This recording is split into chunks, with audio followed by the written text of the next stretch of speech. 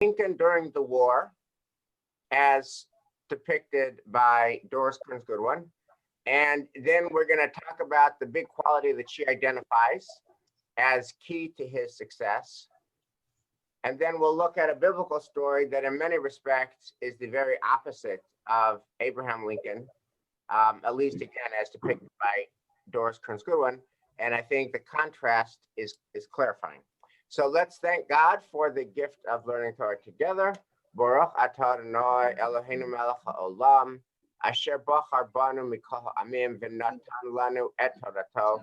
Baruch atah Adonai noten haTorah. So let me just begin by just asking for some general initial reactions to the chapter on President Lincoln during the war. What did you think? How would you describe, when you read this chapter, how did it make you feel? Dottie. I think that no one has ever been able to match him on page 222, when all the attributes that he had.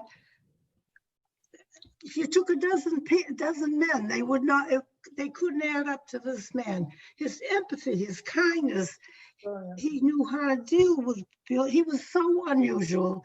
And reading about the other presidents, they all had problems. I guess you have to have depression in order to become president of the United States, from what I've read so far. But he is such a fantastic man. And only the good die young, and he's the perfect example. That's my feeling. I mean, yeah. I mean, what you're referring to on 222, the best answer can be found in what we today identify as Lincoln's emotional intelligence, his empathy, humility, consistency, self-awareness, self-discipline, and generosity of spirit. In other words, it's really very simple and very profound at the same time. It's how you treat people. How you treat people that makes all the difference. And the people that Lincoln treated felt they were treated with decency and kindness. And whether that was his diverse cabinet or the soldiers in the field, that made all the difference in the world. So yeah, how you treat people. Other reactions, what were some of the moments in this chapter that stood out to you, that if you were talking to your child or grandchild and you said, oh honey, I just read the most remarkable chapter on Lincoln during the war, what would you, and they said, what was so outstanding about it? What would stand out? Did you have any moments that would stand out? Annette Needle, please unmute. Good morning. For me, and it sort of follows what was just said and your question, was his ability to use both transactional and transformational kinds of interactions with people to make the difference. Most leaders, we hear about one of those, not both. Right. And he was able to use both of those, transactional and transformational, to help our country deal with its very deepest problems. Its deepest moral problem, its deepest ethical problem, its deepest political problem, its deepest social problem. And he used that transformational and transactional to work it through. Just on that note, Annette, what did you think of her treatment of Lincoln getting the Emancipation Proclamation through his cabinet, and to get, all of the members of this diverse group to really be behind this monumental, paradigm changing, country changing, historic, epical. There's no word weighty enough to take in what this proclamation did. And how do you, when you think about how he got this diverse group behind it, what comes? Wes, you're breaking up for me, so I can't I don't get the question. So guys maybe you can put it to someone else. I'm having internet issues. What I was asking, Annette, first of all, can you hear me? Did I come through? Hear me, if you can hear me. Okay. So Annette pointed out that what made Lincoln so special was his use of transformational or transactional and transformational. He was a deal maker and he had ideals. He had a deal and ideals at the same time. and that some, leaders skew in one or both, lead in one direction or the other, but Lincoln combined both. And I asked her, and I asked you, what you thought about how we got the Emancipation Proclamation through his diverse cabinet. Any thoughts on that? I do. Anybody want to tackle that? It's how he, Wes, I Yeah. I now understood you. Okay. First of all, I was impressed with his patience and listening and reading how he understood the different paths and how to work with the different people, and that he kept reminding himself of what was primary for him and what he wouldn't compromise and what he would compromise. And people can talk, but they don't all listen. And he really listened to what the members of his cabinet said and how he had to work with them, each one individually. So he did it both individually and as a group. Yeah, and then to wrap that into the larger picture of EQ, emotional intelligence. EQ, there's a lot written about it, and this is the first time we're really talking about EQ in this class. But it's being able to see other people and regard other people. It's being self-aware enough to know how your words and deeds affect other people. And it's about being able to check yourself or change what you're going to say or change what you're going to do so that it will be better received by other people. That's EQ. I see you, I know me, and I know what I'm going to say or do, how it will affect you. And to bring that to the Emancipation Proclamation, Annette points out both his patience. He didn't say, I got it, we got to pass it.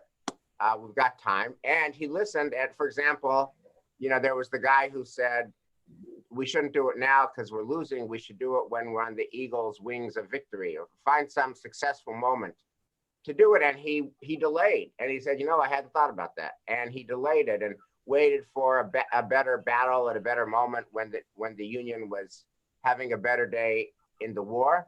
And he pegged it to that. So an example of making people feel heard and seen and valued. What's so interesting is really not that much has changed in human history, even with the centuries. Every person wants to feel seen, heard, and valued. And if they feel seen, heard, and valued, if they feel regarded, they're with you. And if they feel that you don't see them, that you don't hear them, that you don't care about them, that you don't regard them, they're not with you.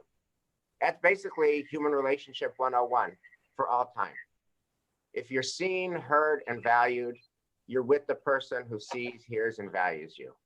And if you're not seen, heard, and valued, you're against the person who doesn't see, hear, and value. And that's Lincoln.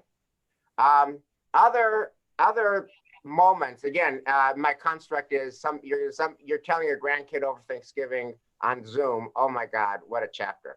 Paul Kalis. What struck me was the concept of the hot letters. Yes. Responding emotionally to yourself and putting that emotional response into your desk and waiting a while. And then things, all of us have had the feeling of we want an immediate response, but when we think about something, our minds get changed, our concepts get changed. Yeah, that's so profound, Paul. Didn't you? It's amazing, right? Like he's so angry and he writes it and then he throws it out. And wow, wouldn't we be more effective if we could do that? Paul, how do you think that move of Lincoln intersects with the way that we communicate via email and text? Are we still able to do it, or is it harder to do when every communication is a click away? No, the difficulty is the same, but we have the ability now to respond immediately within microseconds. Right. And then the storm appears and factions, this concept of factions develops, and that happens in Congress and here in our own state, in our own city. Right. But if we could, if we could not send the email, if we could not press click, if we could do the, if we could not do that, if we could restrict, but that's another example of emotional intelligence. Like, you really pissed me off. I'm writing you this angry, hot letter, this angry, hot email. But if I send it to you, then you're going to get even more angry. To quote Les Wexner, when he dedicated the space at the Kennedy School, he said, "I say to you, you're a bastard. You say to me, no, you're a bastard." And then the conversation is over. Right. And he delivered this talk a few years ago before the pandemic. And he said that this is the problem of American dialogue today. I say you're a bastard, you say I'm a bastard, and the conversation is over. And what this move of President Lincoln helped us do is not say that. I might think it, I might feel it, but if I don't say it, then we have some room to grow. Yeah. Other thoughts on things that really stood out. Bruce Dunn. Along the lines of what Paul Kalis was saying in terms of the speed of response, I'm always reminded that the Gettysburg Address was less than 2 minutes. Powerful address.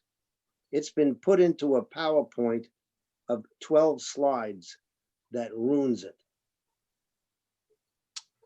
How does, I explain that to me, how can something that's 2 minutes go into 12 PowerPoints? Good question. That's the world we live in now. And the lesson from that observation is? People should learn to listen when people speak. Yeah. Yeah. And Lincoln did seem to really listen so that people felt heard. One thing I wanted to talk about, the listening thing in a particular context. She makes a big deal about Lincoln during the war visiting soldiers. And the people who were Lincoln's biggest supporters Were his soldiers. were his soldiers, the people who were fighting and dying. And what did you take away? What are the lessons learned from Lincoln visiting his soldiers? What are the takeaways from that? Anyone? Linda Leffert, good to see you. And if you can please unmute Linda.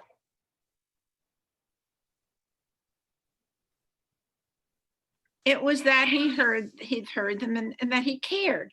Yeah. They weren't just indispensable cogs in a machine that he was running. Yeah. I happened to watch part of The Crown the other night. Yeah, the same thing. The travel of the royals all over the world, to their presence they traveled in great luxury, but leaving that aside for a minute, how important they felt it was to visit all these far-flung places, and how much time and energy was put into that, and how it turned out, as a matter of history to be excellent idea. And I would have just one brief comment about the email thing. I think it made a big difference. When I was practicing law, one of the biggest problems turned out to be, in one case, which was really defensible, was an angry tweet or email, that was sent out without really thinking about it. And it's such an urge to just do it and press the button. I mean, if you write a letter, you have a chance to look at it and maybe think about it, rip it up, or put it in the drawer. But if you're used to, sometimes the instant response is brilliant, and sometimes it's not such a good idea. Yeah, that whole idea of EQ, of being able to check yourself, before you click, is just so important. And right, and that's the people who have EQ are able to do it because they know that they might feel like it was a catharsis for me to send this. I got it off my chest, but then it creates other problems downstream. One of the things about Lincoln in war that was just also so remarkable, not only did he get them to vote for him, but he changed their minds during the course of the war. And I think that's also just worth noting that when the war began, it was not about emancipation. It was about preserving the Union. And then, and most of the soldiers in the North were not with the program of emancipation. And they were, uncomfortable with blacks, etc. And he was able, over the course of the war, to get them to own an entirely new ideal, an and, not an or, but it's the Union and emancipation. And that's just, and to see, and then in 1864, they could have voted for McClellan and gone home earlier, or they could have voted for Lincoln and fought longer and got home later in order to preserve the Union and emancipate slaves. And the strong majority voted for that. He was able to get them to buy into these ideals. Connie. Well, he actually modeled forgiveness when he signed those letters of clemency for soldiers. Yes. And he brought them along to understand that they were part of an idealistic movement. And that was what the country was founded on. And he also had personal relationships with a lot of the soldiers, asked about their families, visited the wounded, and the information traveled that this is what he was like. Right. I care about you. I mean, there's nothing more important. I care about you. Again, it's how people are treated. It's like this chapter. If you had to pick one chapter in the annals of literature that just encapsulates the algorithm for life and relationships, it's this chapter. If you feel seen, heard, valued, cared about, I am with you. And if you don't feel cared about, I'm not with you. David and then Andrea. David Kopelman, then Andrea. David, you're still muted, my friend. David, you're muted. If you can unmute, please.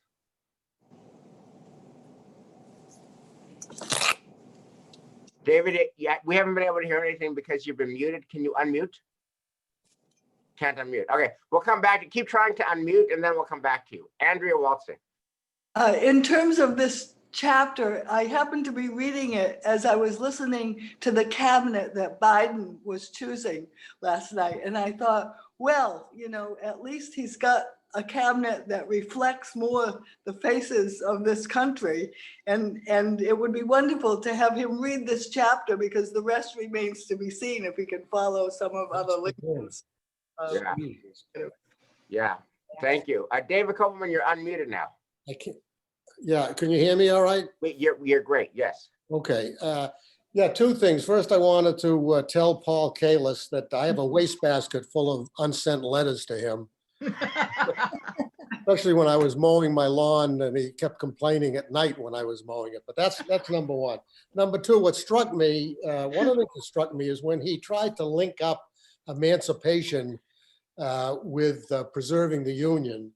All the hand-wringers and the doom and gloom people that advised him and said this will lead to a disaster. What will happen will be there'll be desertion by hundreds of thousands of soldiers, and the border states will join the secessionist South, and this will be a disaster. Don't do it.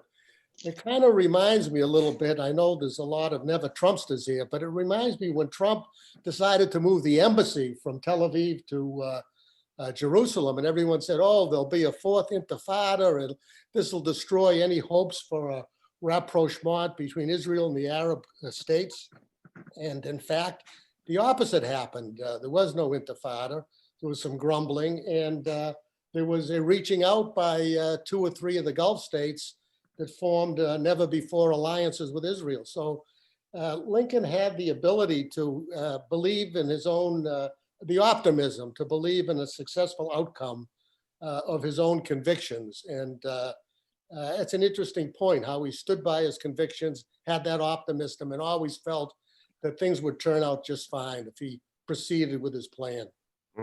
David, thank you for that. I wanted to double click on that point, just focus on a slightly different quality, which is, as I read it in this chapter, the basis for Lincoln's deciding to send out the Emancipation Proclamation was not idealism and equality immediately.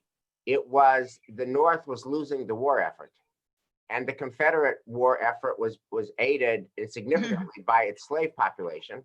And Lincoln thought that if he sends out the Emancipation Proclamation and the slaves in the Confederate States know they are free, that's going to undermine the South's war effort and enhance the North's war effort. So what is interesting is the question of motive. And if you do the right thing for not the purest reasons, he didn't say it's time. Blacks are people, blacks are co-equal. It's time to fix this thing. No, he said, we're losing the war. The reason they're winning the war is they have this whole extra slave population. Let's immobilize them. It's very Bill Belichick. What's their strongest quality? The slave population. How do we neutralize their strongest? We free the slaves, and then they're not going to be as strong. And it was very practical. And in order to achieve this beautiful result, it was very practical. What do you guys think about that? When practical, pragmatic calculation, rather than pure idealism, drives a major change like this? Anyone want to comment on that? And what would you think that Judaism has to say about that? Doing the right thing for not the purest reasons. Not a wrong reason, but doing the right thing for not the purest of reasons. Anybody want to tackle that? Let me go to my second screen as well. Anybody want to tackle that? Oh, hold on a second. I think I see a hand. That would be Linda Leffert. I don't know enough of the history, frankly, to answer the religious question, in terms of how that fits in with Judaism. But what I will say that I think that it was brilliant to sell it as a military necessity, right, rather than the right thing to do, because that was always going to be problematical, but everybody who's in a conflict wants to win. right. And he explained that they have all these people to do all the work, and that frees up all the Southern soldiers to just fight, and that gives them an unfair advantage. Like, it's no fair, Right. So we have to make it a fairer fight. So Right. I think that was a brilliant way to put it, to think about. Yes. So, by the way, Judaism has a point of view on this, which is, it's in the Talmud, mitoch shelo lishma ba lishma. If you do something, mitoch shelo lishma, you do something not for the right reason, ba lishma, the right reason will eventually come to be. In other words, you can do something for your own practical reasons, for your own pragmatic reasons, for your reasons of your own calculation. But that's what matters, that you do the right thing. And eventually, if you do the right thing, the idealistic reason underlying it will surface. So I just thought about that principle. In other words, back in the days when, the classic example is back in the days when there used to be functions and galas for good causes. The ADL dinner, or the Facing History dinner, or the Beth Israel dinner, or 1,000 dinners like that. And whoever wants to go to those events, but you go for a mix of reasons, but what matters is that you go and that you support the cause. And eventually you'll come to really, you go, and the evening is finally here, and you go. And then it turns out you're inspired by the cause, and you're inspired by the work, and you're rededicated, and you contribute. So it's about the reality of mixed motive in our complex world, and that's okay. Okay, before we pivot to kind of the opposite of Lincoln and his emotional intelligence, I wanted to just see if there's any other lessons or learnings or anything else that struck you about this chapter. Connie and then Dottie. that there is no danger in putting together a cabinet of men who competed with you and thought they should be president. That if you put together a group of men with great talent, maybe even more talent than you have, there's a way of working with them so that the best decisions are made. Yes, and the way that he didn't hold a vendetta, you know, and he didn't hold grievances, and he was able to let go this whole forgiveness thing. Like the guy Salmon Chase, who thought he should be president. All these guys, Edwin Stanton thought he should be president. Salmon Chase thought he should be president, and they would say unkind things about Lincoln during the, you know, the run up to the election, during the nominating process. And he said, whatever, it doesn't matter what you said then, it matters what we do now, and looking forward and being able to have that kind of view. I want your talent, I'm going to let bygones be bygones. And that's also such a rich and inspiring move. Thank you, Connie. Dottie. The thing that really impressed me also, his interaction with the soldiers when it came to them voting for his, excuse me, in the following election, that he did not think that they would support him, and they did. And they were soldiers who were not going to be able to go home because the war was still going on. Right. Their belief in him, and because of his empathy and everything else, I think is so unbelievable. That really, I mean, after hearing what was going on and the number of deaths, I once read the Civil War had more deaths, more people killed in the Union and the Confederacy than the First World War and the Second World War. But his interaction and all these soldiers, oh, and the fact that they allowed the blacks, the slaves, to join the army and to get equal pay, which was unheard of. That to me was so great. Yes, yeah. By the way, if you want to go learn further about how much death, just raw death, Civil War occasioned, Drew Faust, who was the president of Harvard, wrote a classic book in the field called This Republic of Suffering. And she has some statistics that are remarkable. I think basically more people died in the Civil War than, and she lists a bunch of wars together. It was a massive death factory. And Lincoln, despite that, was able to get soldiers to vote for more of it in order to medical ideas. Can I invite everyone to put on your mute if you're not speaking so that we won't hear ambient noise? Dixie. What he reminded and made me think of would be how few men or women could play this multi-dimensional chess game and keep the end in sight while moving all of these pieces that he moved. And I was thinking of him as being the person who could fit the time.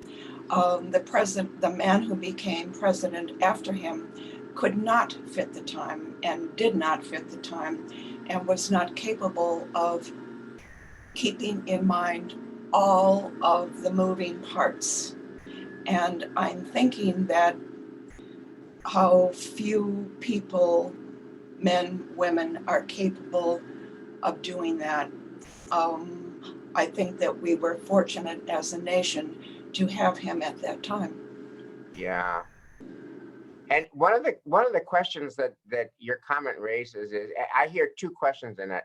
One is, why don't we have that today? And was Lincoln appreciated as Lincoln during his time, or did Lincoln only become Lincoln after he was assassinated? And it feels like the election of 64 stands for the proposition that Americans at the time knew what they had in President Lincoln, because they voted to give him a second term, right? I mean, the 1864 election stands for the proposition that his greatness was recognized at his time. Often greatness is not recognized until they die. As they say in the Bible, acharei mot kedoshim, after death, you become holy. Acharei Mot Kedoshim, after death you become holy, meaning that before you die, you're not so holy.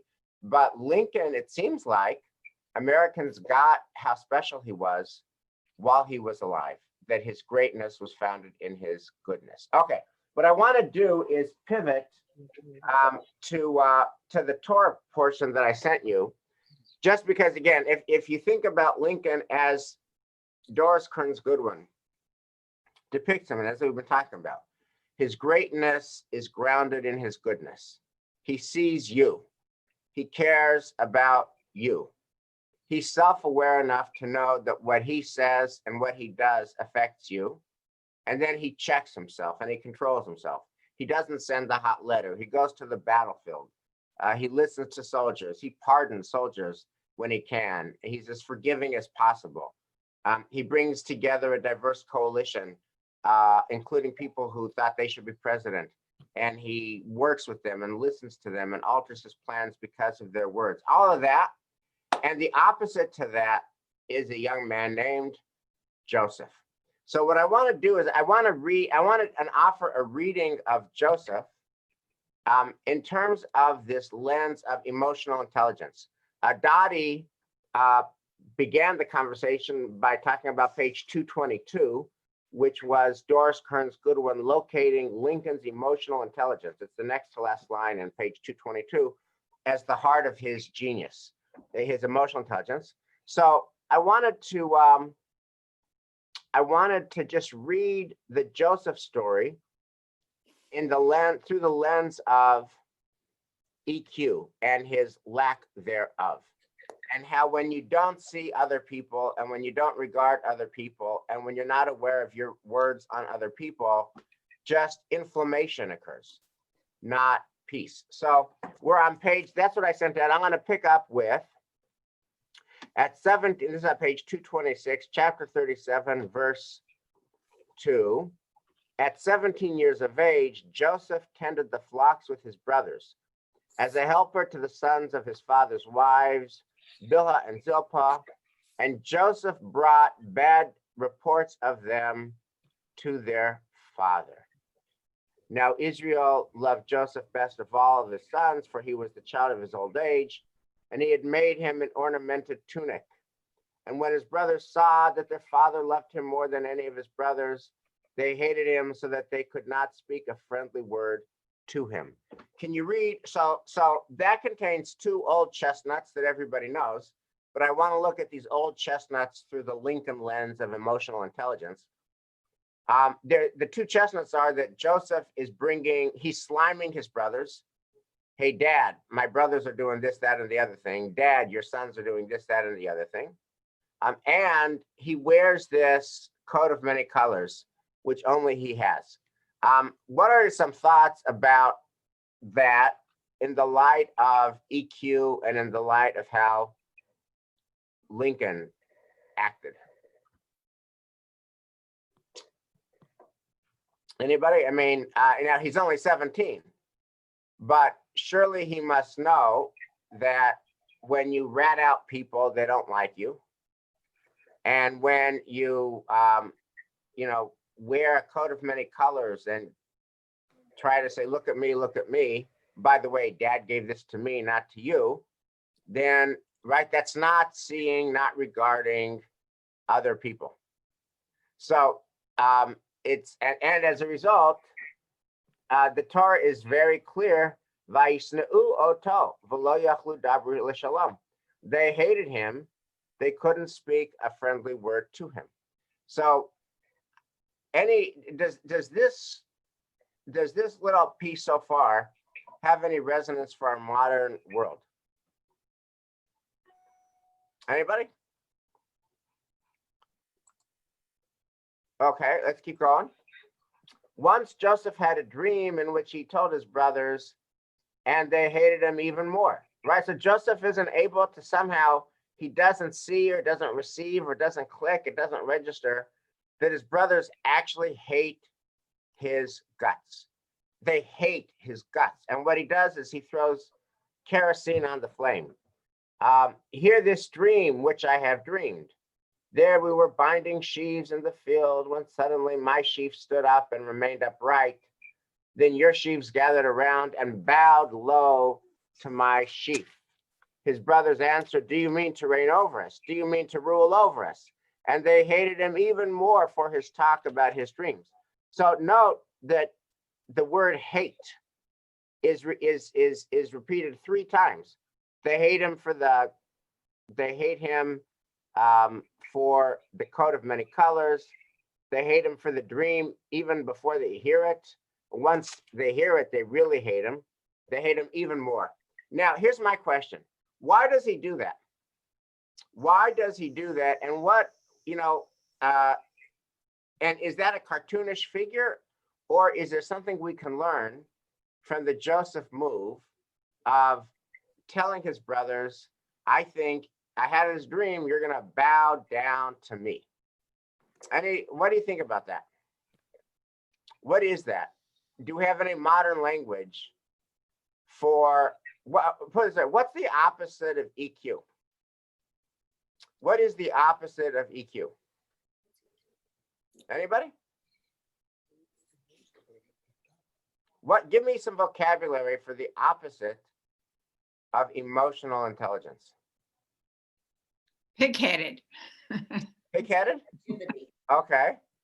What about narcissism? Yeah. Right, no, emotional intelligence is I see you, I care about you, and I can check me. Right? Emotional intelligence is I see you, I care about you, I want to make sure you're good. I want to make sure I don't do anything that causes you any harm. Narcissism is look at me, look at me, look at me. What do you think of me? And I don't really see you. All I see is me, and I want you to see me. Can you see me? Right? And so the opposite of EQ is narcissism. And Joseph, and because narcissists only see themselves, Joseph can't even see how much they hate him. So take a look at page 228, the next thing, which is he dreamed another dream and told it to his brothers. So they hate his guts. 3 times it says they hate him. And now page 228, verse 9, he dreamed another dream and told it to his brothers, saying, look, I have had another dream. And this dream, the sun, the moon, the 11 stars were bowing down to me. This is a narcissism problem. And when he told it to his father and his brothers, his father berated him. What, he said, is this dream that you have dreamed? Are we to come, I and your mother and your brothers, and bow low to you to the ground? So his brothers were wrought up at him, and his father kept the matter in mind. Now, Jacob knows that Joseph is hated by his brothers for good reason. Here, I have a single question for you, which is the next verse. One time when his brothers had gone to pasture their father's flock at Shechem, Israel said to Joseph, your brothers are pasturing at Shechem. Come, I will send you to them. He answered, I am ready. And he said to him, go and see how your brothers are and how the flocks are faring, and bring me back word. So he sent him from the valley of Hebron. So here's my question. Jacob is self-aware enough to know that the other brothers hate Joseph's guts. Here's my question. And Jacob, gives them the coat of many colors, which is an inflammatory move, not a peacemaking move. And then Jacob literally sends him into the lion's den. Why does Jacob do this? And what do we learn from Jacob doing this that is relevant to our world? Anyone? Surely he must have known. Why then would he do it? I mean, and the results are predictable. They hate him, they hate him, they hate him. He sends them, there's one of him and 11 of them. Why would he do this? Dottie. You're on mute, my friend.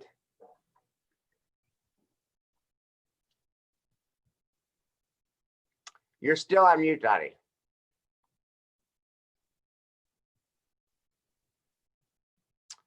Well, Dottie is trying to now Dottie, you're unmuted. Yes. Why does Jacob do this? Why does Jacob send his hated son to the sons who hate him? Mm-hmm. No, now Dottie, you just muted yourself. You were unmuted earlier. Now you're good. Okay, no, I think it's primarily because he believes what he thinks is the correct way, and he's trying to teach them.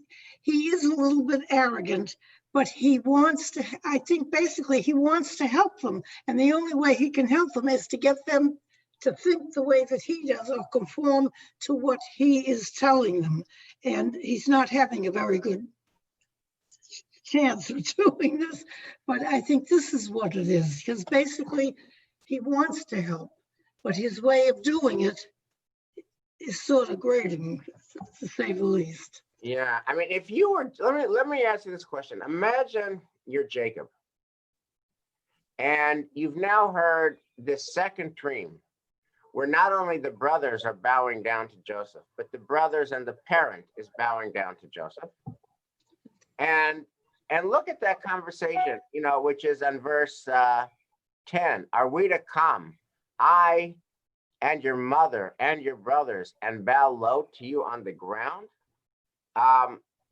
What else might Jacob have done to deal with this narcissism of his son? If you're a father, in this case, if you're Jacob, how do you handle this? How do you handle it when your kid is off the reservation? Harriet. Well, I find verse 4 interesting, where it says that when his brothers saw that his father loved him more than any of his brothers, they hated him. So did the father actually get this all going? Yes. I mean, and the answer is he definitely did, because the text begins by saying, now Israel loved Joseph best of all his sons, for he was the child of his old age. So what's interesting is how parents often wittingly or unwittingly, intentionally or unintentionally, set in motion the dynamics that will make family life very challenging. Right. So it might be, so Jacob could say, Jacob could say to Joseph, what's with you, son? How could you dream such an arrogant dream? But the truth is that Jacob's own conduct kind of made that dream likely. He nurtured the arrogance in Joseph by loving him more, by giving him the coat of many colors. By the way, by receiving, like, if you were a parent and one child starts, sliming your other child, mom, dad, you'll never believe what my siblings did. You would say, stop. I don't care about what your sibling did. I care about what you're doing now. I mean, any of us would do that. Who among us would create a world where your child is rewarded by ratting out their siblings? Rather, any of us would create a world where our siblings love one another and have loyalty to one another, and where they, right?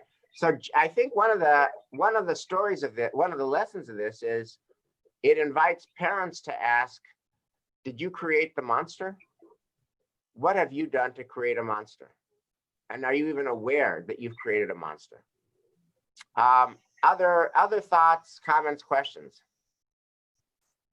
So, oh yes, Linda.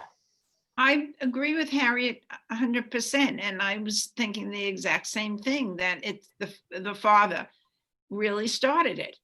Yes. And I blame him much more than the other kids. He was just completely clueless, he was so overjoyed to have this son from his beloved wife. And he made no attempt to treat them equally from day one. Right. So, and then there were these other things that came up, and each time when maybe there was an opportunity for him to step in, like just sending them to work with them in the fields, that's not going to do it. So Linda, what does this teach us about life? What does this teach us about parenting? What does this teach us about working with people in all of their complexity? I don't think there's a simple answer. The only thing I can say is that it's important, if you can stop and think, or maybe if it's in a marriage or you have a partner, you have a friend who's somebody who can point it out to you. I think it's hard for people to realize that they're doing something wrong sometimes. I mean, I think his initial reaction was probably spontaneous and understandable, and then it just kind of grew. It doesn't sound like there was anyone around who would call him on it. I think you need to have that. Otherwise, you just can start on a path and just one thing leads to the other. Well, thank you, Linda. Here's a Thanksgiving thought that I leave you with. You could read this chapter as the story of Joseph's astounding lack of emotional intelligence. If emotional intelligence is, I see you, I know my effect on you by word and deed, I can check myself. Obviously, Joseph gets an F for emotional intelligence. But the truth is, the person who really gets an F- on emotional intelligence is Jacob. Because Jacob is not self-aware enough to see, oh my God, I've got this mess going on in my family. And am I doing anything to contribute it? Oh, maybe by like obviously favoring Joseph and maybe giving him the coat of many colors and maybe listening to him when he says unkind things about his brothers and sending him to spy on his brothers. So Jacob role models a lack of EQ, and then Joseph picks that up. So what I want to say is on Thanksgiving, we all have the power of role modeling conduct for our children and grandchildren. And what we say and what we do is a very important model. Our kids and our grandkids are watching. And when we role model lack of EQ, they pick up lack of EQ and it becomes normalized. And when we role model EQ, then that becomes normalized. Not inevitably, not invariably, but as a general proposition, what we say and what we do does tend to influence the people in our lives. Joseph is the way Joseph is as you read this chapter because Jacob is the way Jacob is. So my Thanksgiving prayer is, may we all do our very best to role model the ways of President Abraham Lincoln, where greatness is founded in goodness. Thank you so much, guys. We will pick up next Tuesday with the chapter on Theodore Roosevelt, chapter 10, crisis management, and may you have no crises during Thanksgiving. Thank you, guys. Happy holidays. Thanksgiving. Happy thanks. Happy Thanksgiving to everyone. Bye-bye. Happy Thanksgiving, everyone. Stay well. Stay We safe. all wish best Stay in this safe. hard time. Bye. Bye-bye. I couldn't mute myself. So Yeah. anything we would say. I and- know, and but But if you wanted to say something, you got to raise your hand. You can't just I burst didn't out. want to say You anything, said something about but I was empathy. saying it to you. It was, but everyone hears it. It's like So you're saying, then, good. no, it isn't It was the good. right It's thing. not good. It's not good, Susan. You don't do But it it that wasn't way. such a bad thing. It was. I couldn't unmute myself because of the Yeah, whole I thing wonder about screwing up. what. Because I went to unmute and I hit something down here Oh, really? and it screwed everything up. I lost it. Wait, can you What? do it? I mean, will you be all right next time? Yeah, I was able to get it, but didn't get it the same way, so I couldn't unmute myself. I was already unmuted. I couldn't change it. Can you do it? But will you be all right next time? Yeah, of course. Of course he'll be. Come on. Bye, Cynthia. All right, everyone, take care. Bye-bye. Thank you, Sean. Stay safe.